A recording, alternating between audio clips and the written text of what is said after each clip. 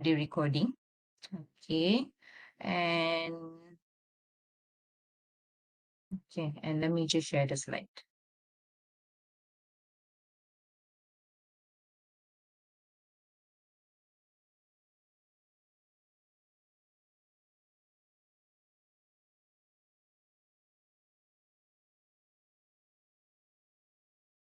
Okay, so by right, everyone should be able to see my slide.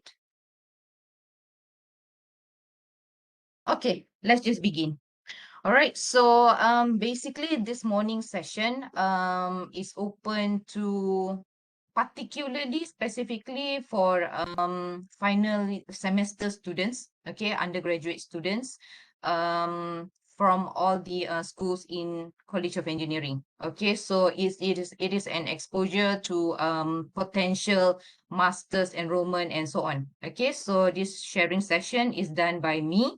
I am Sheila Belayudam. Okay, so I'm the head of postgraduate studies at the College of Engineering, UiTM. So actually, we have two sessions this morning. Okay, so this morning or towards noon later. So the first session will be coursework program, which is from 11 to 12 noon.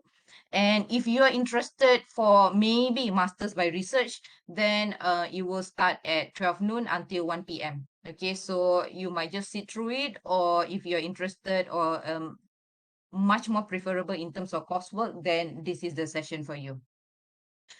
Okay, so the agenda for this morning, basically we will start with the introduction. Okay, so who are behind this postgraduate at the College of Engineering, and then why postgraduate studies. Okay, so the potential reasons that you might give yourself in pursuing a postgraduate study. Okay, so introduction to the postgraduate study that we have at the College of Engineering, particularly for coursework.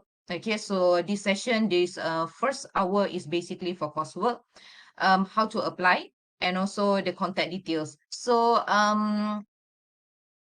okay, let's just go straight to the introduction. Okay, so well, the people behind the College of Engineering. Okay, so we are actually headed by the PNC. Okay, so Prof. Surveyor Engineer Dr. Haji Suhaimi Abdul Talib. And particularly if we are talking about postgraduate study, okay, so we are headed by Prof.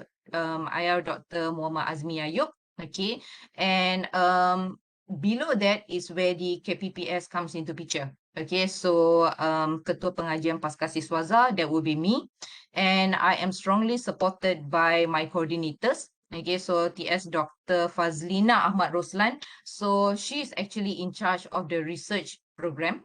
And for this session, particularly, you need to know the coordinator for a coursework program. Okay, coursework and mixed mode program, Dr. Muhammad Hafiz Muhammad Noor. Okay, so I am basically from the School of Civil Engineering.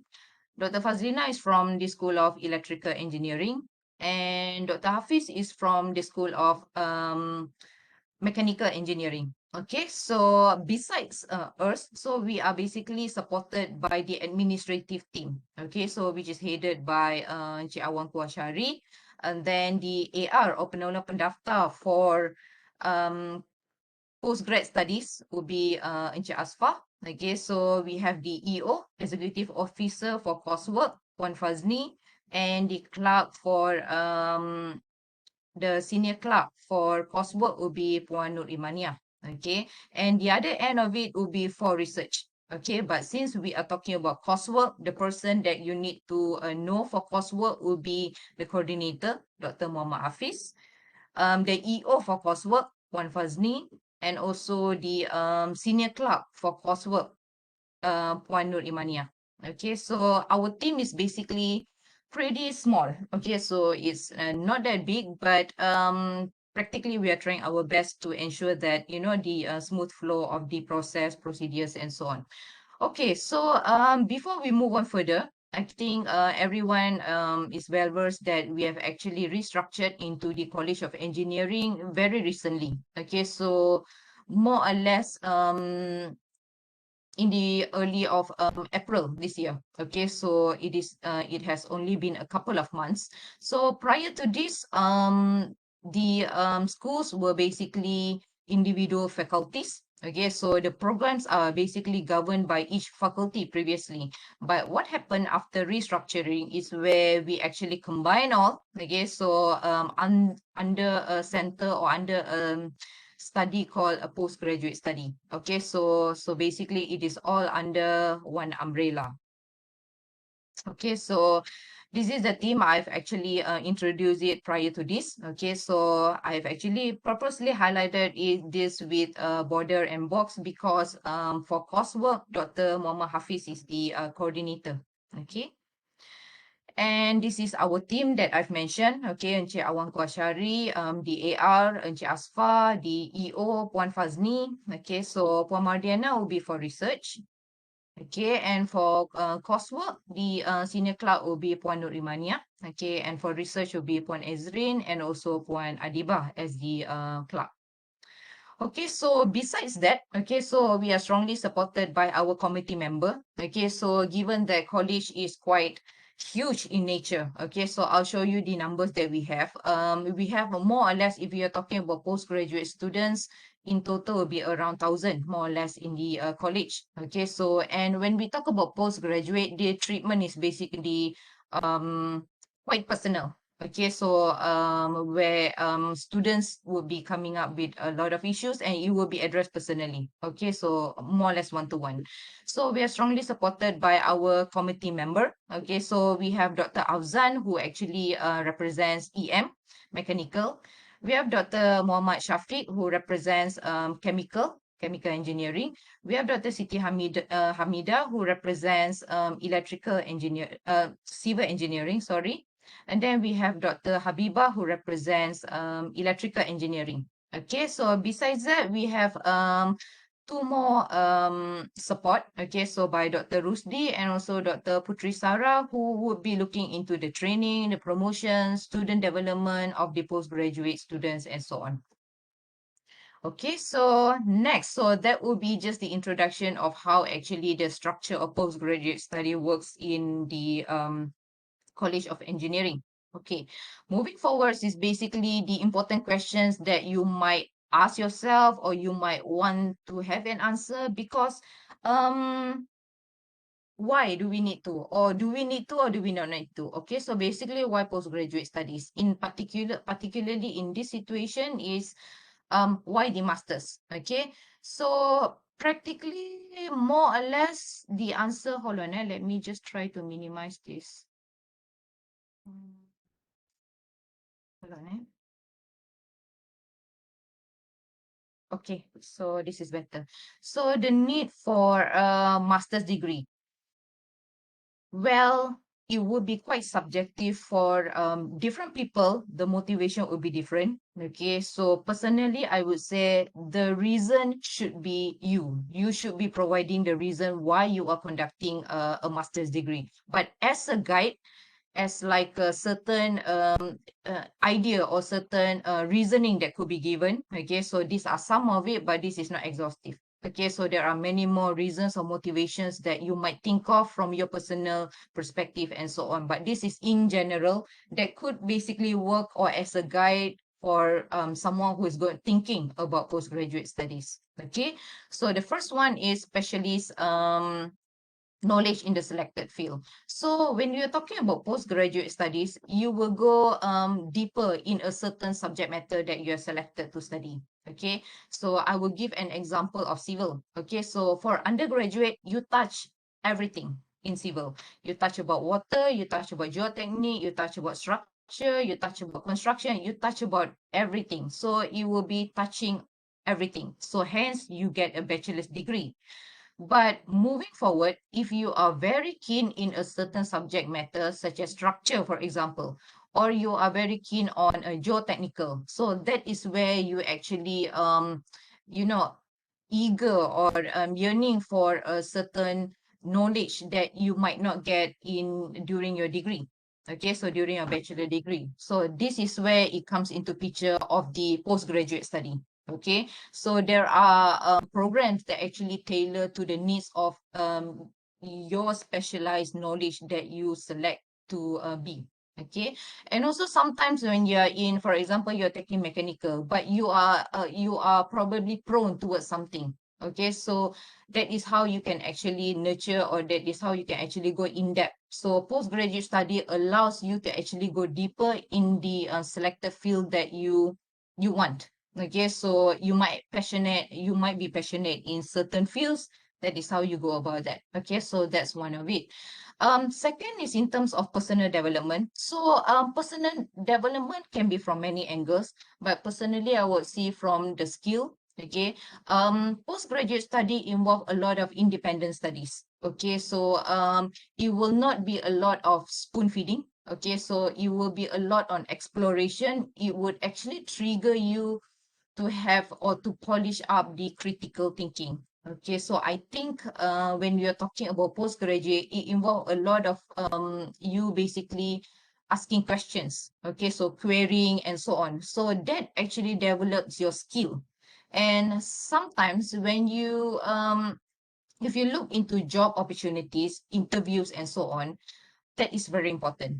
Okay, apart from a good CGPA, apart from the first class and so on, the way you carry yourself, the way you actually have that confidence. So with masters or with a postgraduate study, it gives you a little bit of edge. Okay, so you have gone through a certain qualification which is higher, so that gives you a certain um how to say character actually. So it's kind of like building a certain character in yourself, as well as the skill that you're going to develop a lot basically through your postgraduate studies. Okay, so next is basically on improving your career prospect. Okay, so there are arguments whether postgraduate studies would provide you with a higher pay. Well, there are some findings who say yes, there are some findings which are not. Okay, so there are two sides of the coin as well. Okay, so there are studies that say that yes, with masters, you have a higher pay, particularly if that field requires a postgraduate what do you call a postgraduate or a master's personnel to actually fill in. So that will give you an edge. Okay. So, but besides that, sometimes when we talk about postgraduate ni, it is also as simple as you might want to up your undergraduate. So maybe there are in certain situations where your undergraduate CGPA is low, okay, and you're not happy with it. So we do have students coming in to do postgraduate so that they can kind of like top up the undergraduate. So it will not be looked into that critically, their CGPA. So if you are getting it low in your undergrad, so your postgraduate is like a top up lah, basically. Okay, so improve your career prospect, higher earning that I've mentioned. Okay, so there are two sides of the coin. Okay, so there are some findings providing that with postgraduate you are getting paid higher than undergraduate. Okay, career change opportunity. So this is basically, for example, okay, so if you have done your degree in civil, but you are interested in mechanical, okay, so your mind is towards mechanical, your passion is towards mechanical, a master's degree in mechanical could actually provide you a career change, potential career change. So you have the basis of civil, but you have conducted your study in mechanical, and you might be able to change your career towards mechanical. So if that is your passion. Okay, so that is what it means by career change opportunity. Networking opportunity, obviously, a lot of the postgraduate programs, basically, I think majority of our students are working students. Okay, so they are engaged with their organization, their company. So that allows you actually to mingle between across age gap, across different organizations. So it creates a good networking opportunity. Okay, so you will find that the students come for various walks of life. Okay, so and also improve skills. So this is more or less related to personal development, having um a qualification higher than that. So at the same time, when you're going to postgrad study, there are skills that you would improve. Okay, so particularly I would emphasize on critical thinking skill. Okay, all right. So okay, should I get a master's degree now or start working? Um, I have just placed the reasonings here. Okay, so you might agree or you might disagree with this, but these are more or less just the idea to go about it. Okay, so what's the reason for you to conduct a master's right after a bachelor? One, because once you finish your master's, you have a leverage against applicants, job applicants without a master's. Okay, so you have the upper age of that lah. Okay, and then the potential for earning more money with a master's degree. So this I've said there are two sides of the coin. Okay, so there are findings that actually shows that, there are findings that actually say that no, it's the same. So it depends on the job scope actually. Okay, and after a longer break from university, okay, it will be more harder to get back into the groove of learning. So this one is pretty apparent to us, basically. Okay, so when we look into how the difference between a fresh graduate and someone who has worked for many years, um, the way we actually try to address the exam questions, it is different. Okay, so because when you are from undergraduate, you go on to the postgraduate, it is very easy for you to pick up how to actually nail an exam question, how to actually answer an exam question. So for if you have worked for 5 years, 10 years, for you to get back into the mindset on how to answering the question or exam question would be quite challenging lah. Okay, so that one is pretty obvious from our classes. Okay, if your goal is to do a PhD later, then okay, masters is a no-brainer. So you have to do a masters. Okay, so if you are intending to do a PhD, well, when we are talking about PhD, it is a lot to do with academic um, career. Okay, so if you're intending to become a lecturer, then PhD is a must. And before you get a PhD, then you need to climb up through masters, unless you are an undergraduate with first class honors.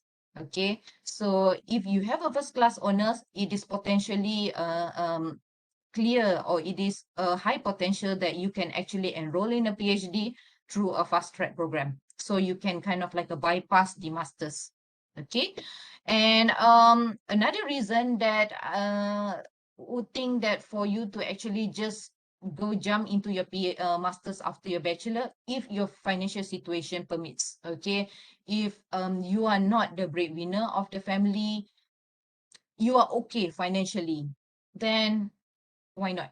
Okay, so and this is the one I've mentioned. If you did not finish your undergraduate with a good grade, a master's would like a cream on top of your cupcake too. So it like icing lah, okay, to cover up the delimitation in your undergraduate grading too.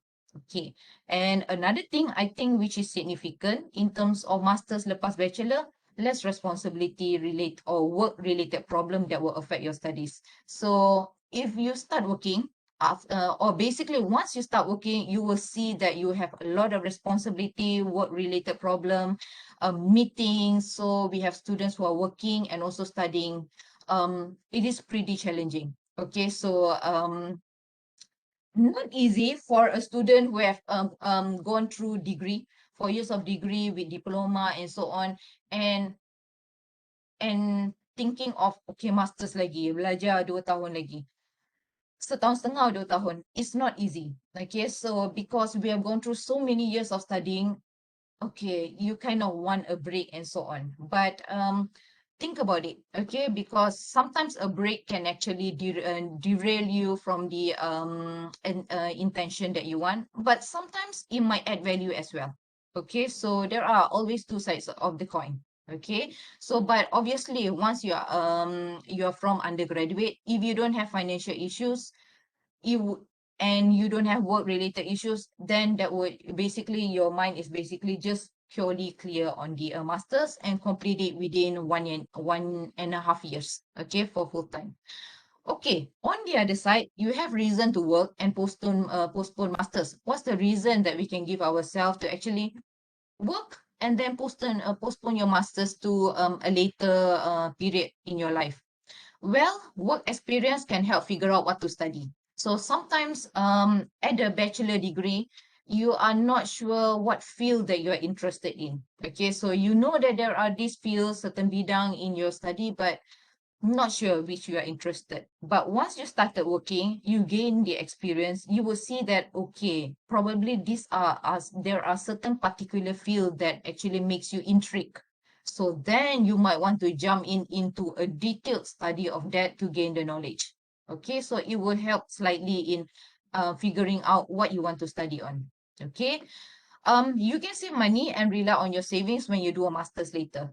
Okay, so obviously when you do a master's later, the money will come from your working salary. Okay, so rather than dependent on someone else.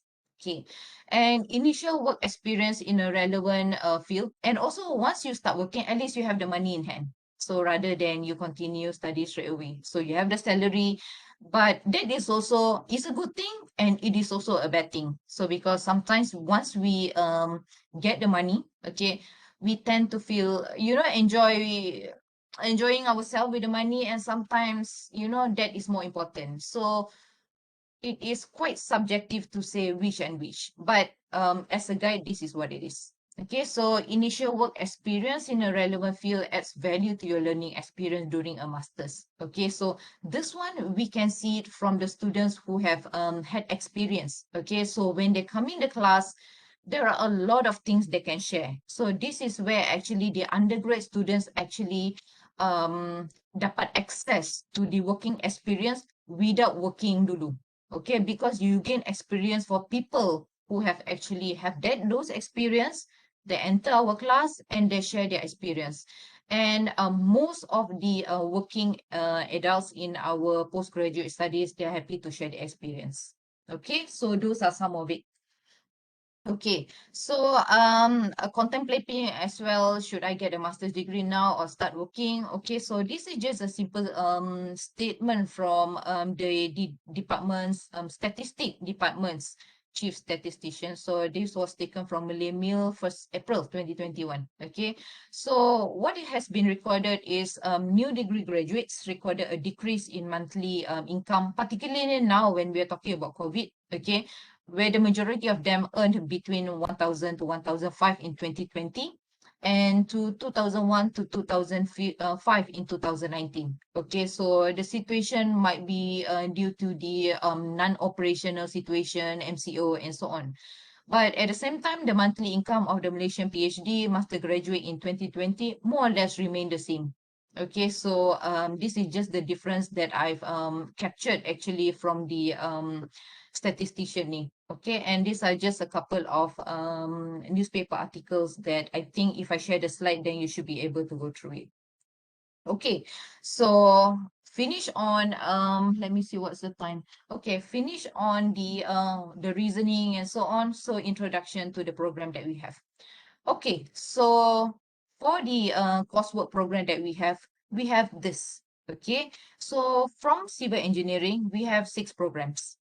Okay, so the first is basically structural engineering, and then we have geotechnical engineering, we have water resource, we have environmental engineering, construction engineering, and highway engineering. So practically it covers the entire spectrum of a civil engineer. Okay, so the knowledge base of a civil engineering. In mechanical, we have coursework, which is Master Science in Engineering Management. Okay, for electrical engineering, we have the coursework program of Master Science in Telecommunication and Information Engineering. Okay, in addition to that, so these are all coursework program. So when we are talking about coursework and mixed mode, the difference is whereby coursework is heavily based on course program. You take a certain subject, you go through the exam, you pass the exam for that subject, and that's it, you're done on that. Okay, mixed mode, on the other hand, is basically more heavier on the research. Okay, so the credit hours are more on the research and lower in terms of course subject. So for mixed mode, we only have one, okay, which is offered by mechanical engineering. So Master Science in Mechanical Engineering. Okay, so the others are basically coursework. There is only one that we offer in terms of mixed mode. Okay, the current enrollment. Okay, so for coursework, we have in total, we have around 303. So just recently graduated, previous semester will be 66. Okay, so we have 303. Mixed mode itself, we have around 37. Okay. We are governed by the academic regulations of this. Okay, so the academic regulation has been produced by IPSIS, Institute of Graduate Studies, UiTM. So I'll just walk you through on the programs that we have across the different schools. So we have the coursework program at civil engineering.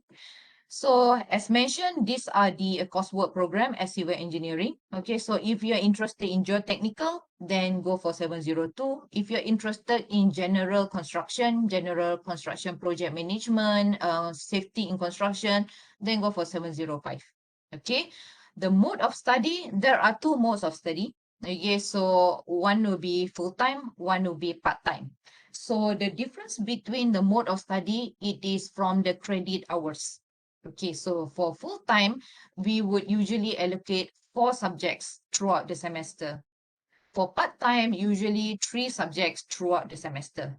Okay, and for full time is basically the time frame is between 1.5 years to 3 years. Okay, so meaning to say that you can complete for full time, you should be able to complete within 3 semesters. Okay, so 2 semesters of coursework and 1 semester of dissertation or master's report too. Okay, so your research part is very small. It's only 10 credit hours. Okay, so in total for coursework for civil is 40 credit hours. So 30 will be on the courses, 10 will be on the research project. So part-time will be 2 years because you are taking the subjects CK. Okay, so three subjects more or less throughout the semester. Okay, so basically these are the syllabus for the different program. So if you require any detail or if you require this, we can easily give you this. So hopefully I'll share with you this slide so that you can have the idea of what are the core subject, core program, and also so these are core as well, research project of 10 credit, and what are the elective. Okay, so you can also select one elective from the other programs as well. Okay, so if you're taking structure, one of the elective can come from construction, for example. Okay. So the academic requirement is pretty straightforward. Okay, CGPA of at least 2.75. So let me check the time a little bit more. Okay, 2.75. Okay, however, if you have a CGPA of less than 2.5, usually we would check also with the experience. So if you have the certain level of experience, then usually we will still accept it. So, but it needs to be complemented with the experience. Okay, so fee structure, this is the fee structure. Okay, so you have tuition fees 100 per credit. For this program, it's around 40 credits. Okay, so recurring fee every semester will be 725. So if you are doing it full time, it should be 3 semesters. So in total, you'll be paying around more or less 6,200, more or less. Okay, and part-time is slightly higher, which is around 6,700 more or less. Okay, because this will be 4 semesters, this will be 3 semesters. Okay, and for international students are basically much higher. Okay, so if I'm not mistaken, it will be around more or less 16,000 also, something like that. Okay. All right, so the next one will be coursework program for mechanical. Okay, so mechanical is slightly different because the program is under Tabung Amanah, so it's slightly expensive. Okay, so mechanical will be a Masters in Engineering Management, EM 704. So this will be coursework for mechanical.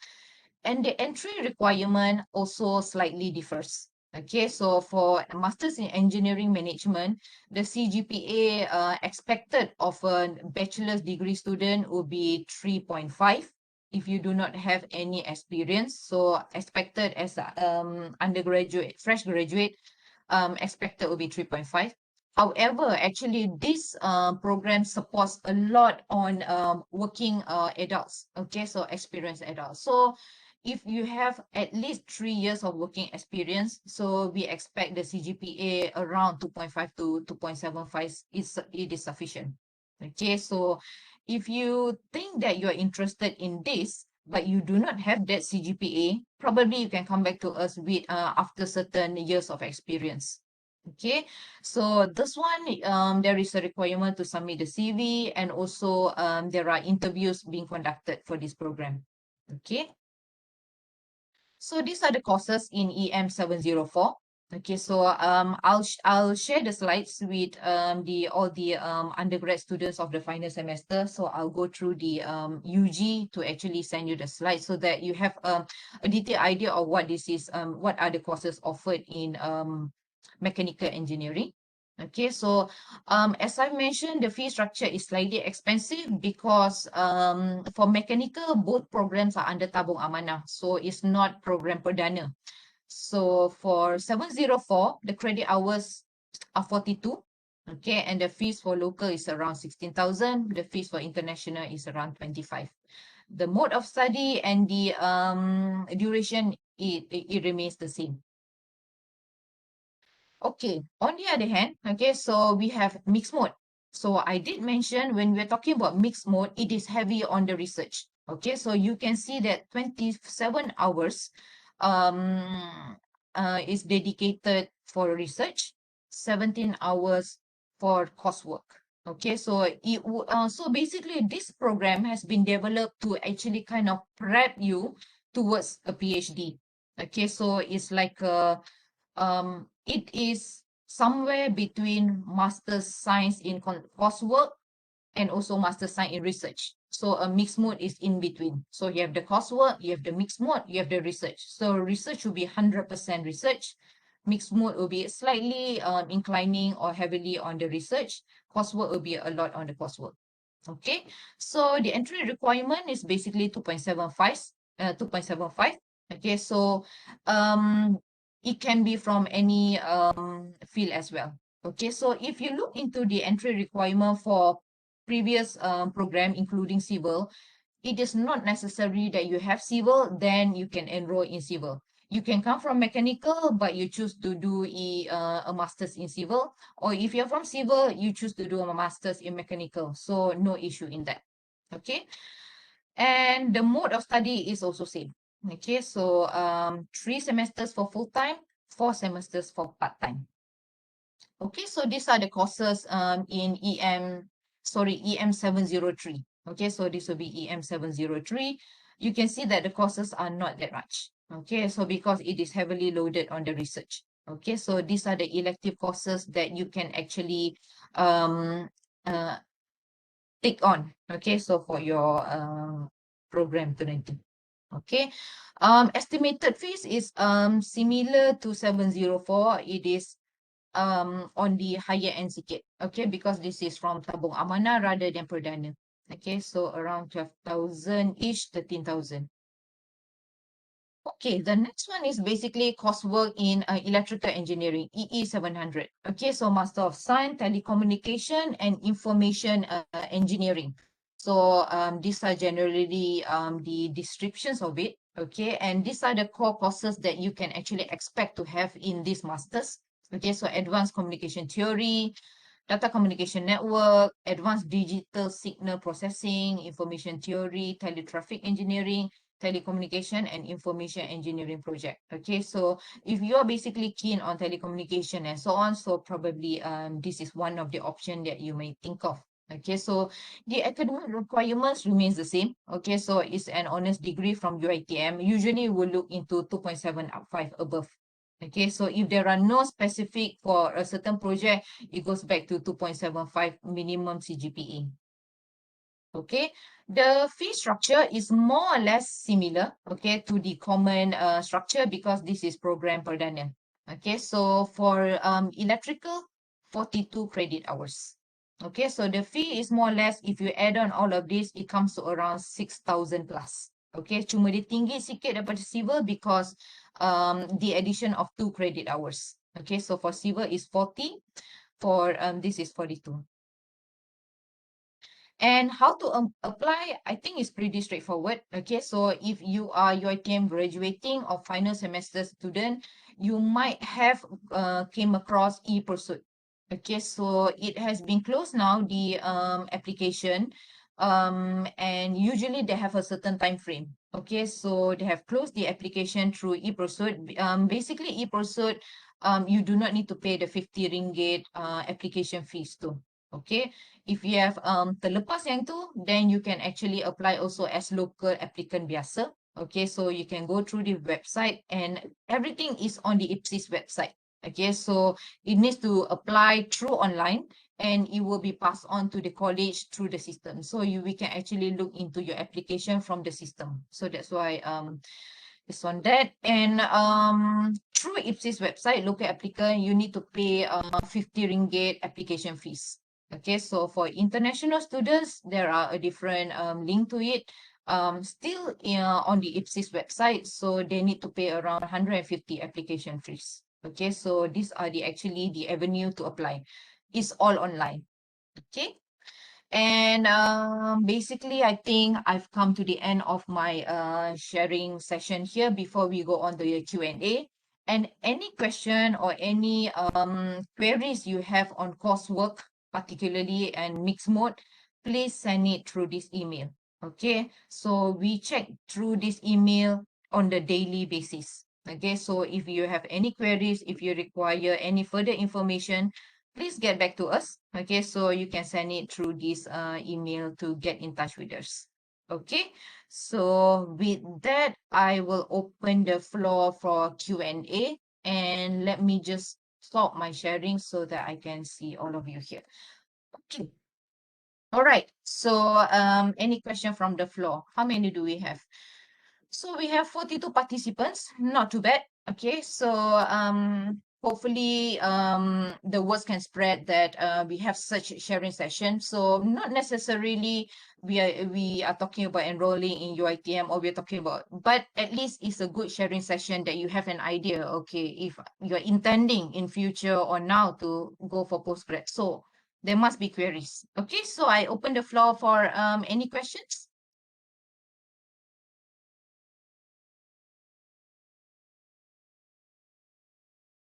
No questions really.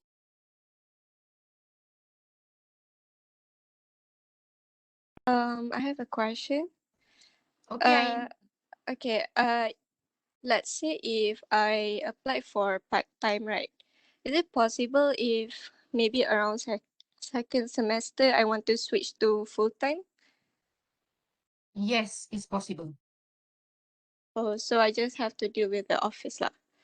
Yes, you just need to fill a form and usually we'll bring it to the meeting. So upon the approval by the meeting, we will just change it in the system. So that could be easily done.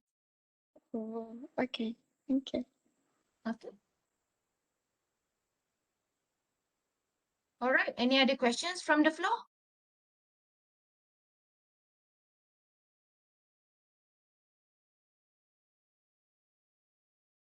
Good morning. Amir Alam here Good from India. morning. Yeah. How are you, Doctor? I'm good. Amir, but you are already enrolled with us, right? Yes, yes. But I just quickly want to ask that we have just finished our first semester course this late July. So we are in a bit of semester break. So I just want Yes. to know when our second semester will be starting, and will it be only after we get our first semester result? And I haven't Yes. paid the second semester fees yet, so I haven't received any notice yet. So I just was wondering, since I'm in India, I'm not able to travel because of the Yeah. restrictions. Malaysian embassy Okay, did not. but how are you, Amir? How are you in India? Is it okay there? I mean, how is the COVID situation there? Has been declining now, and things Hmm. are now getting to normal. So all of our states are already open up their activities. Okay. Still Okay. some Good. local restrictions are there. Say, for Yeah. instance, in my own district, we are gradually opening up the things, but Oh, still we have to worry about third wave. So there's yeah. pretty suspicion measures already there. But it's been speculated by this September there will be probably the third wave coming in India.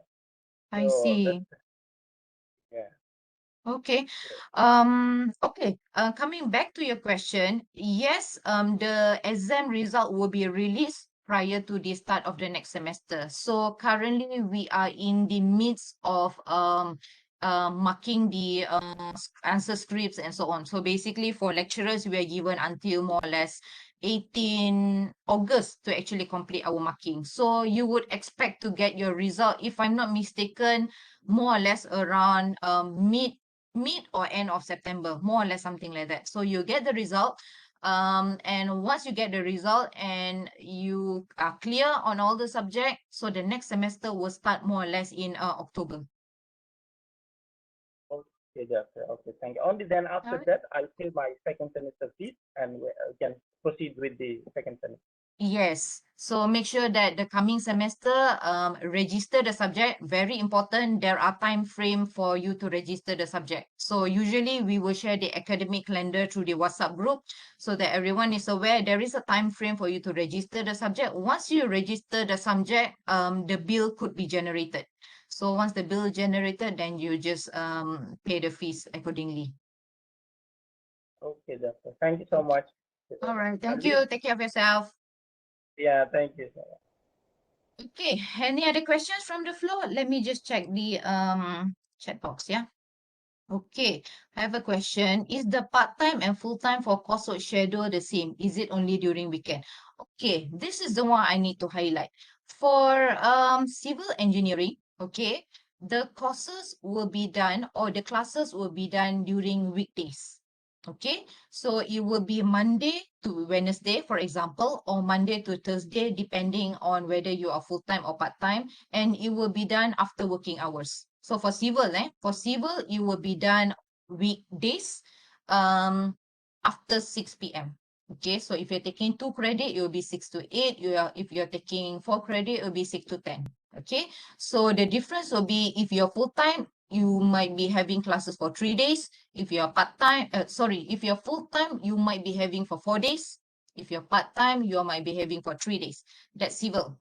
For mechanical and for electrical, yes, it is during the weekends. Okay, so the schedule would be the same for part-time and full-time. Cuma subject you take might be reduce sikit for full-time, reduce sikit for part-time.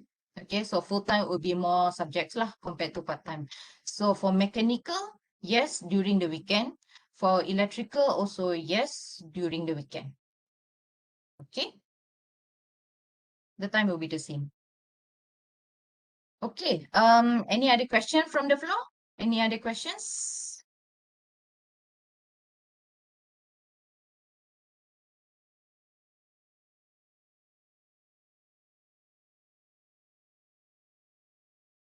Okay, yeah, so I think if we do not have any question for coursework, maybe I will just stop the session for coursework here. And then if you are interested or if you want to know further in terms of, okay, we have another question.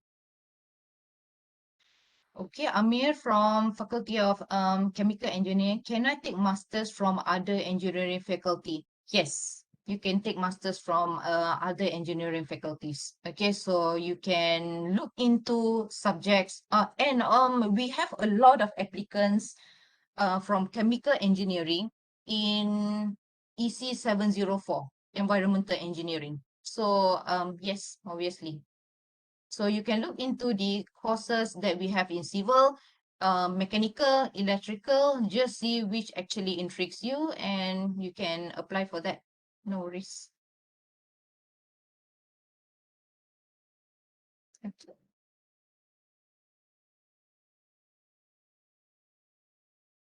All right, so if there are no other questions, maybe I'll just stop the recording for coursework.